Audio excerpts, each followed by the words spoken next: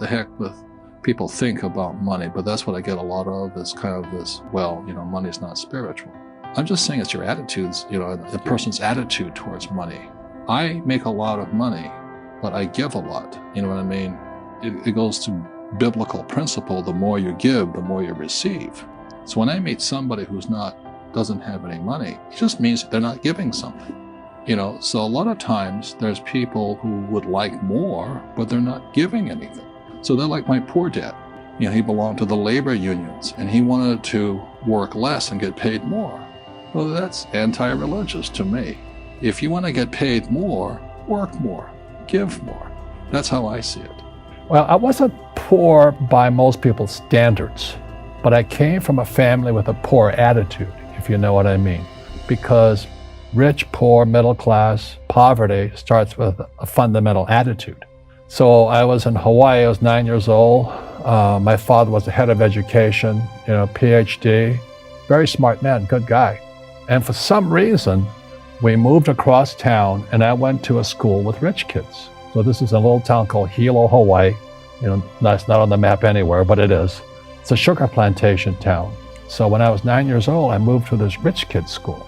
And suddenly I realized I was poor because it's relative, as Einstein, it's all relative. And my classmates were mostly white guys. And I was one of the few Asians in the class. And these guys, their fathers owned the banks, they owned the plantations, they owned the car dealerships, they owned the meat packing company, they owned the ranches. And I'm going, how come my dad doesn't own that? Well, most successful entrepreneurs have gone bust. Henry Ford, an old-time entrepreneur, he went bust 5 times. Look at Steve Jobs. Yep. His own board fired him.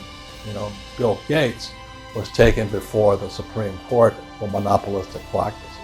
Right. Even my friend Donald Trump went down $1 billion. Yeah. I only went down $1 million. So the average person is so afraid of those losses, they never get ahead.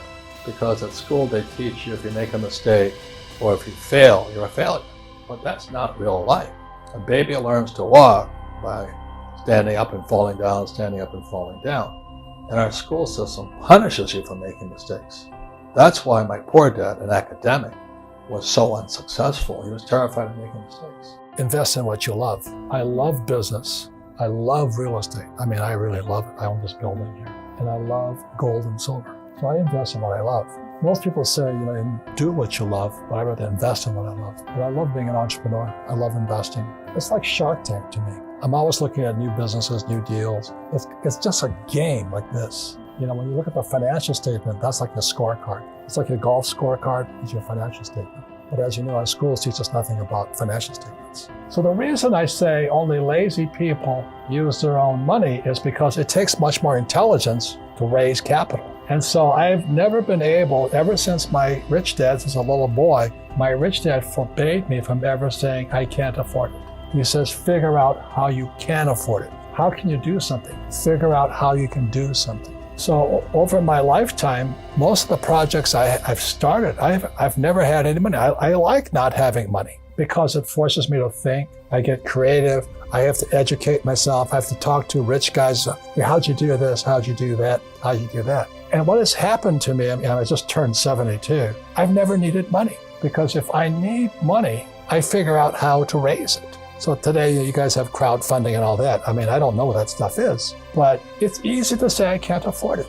All the poor people say I can't afford it. All the poor people say, well, it's taxed the rich. All the poor people are saying, well, give me a free education, free food, free schooling, free manicures, free pedicures. There's laziness.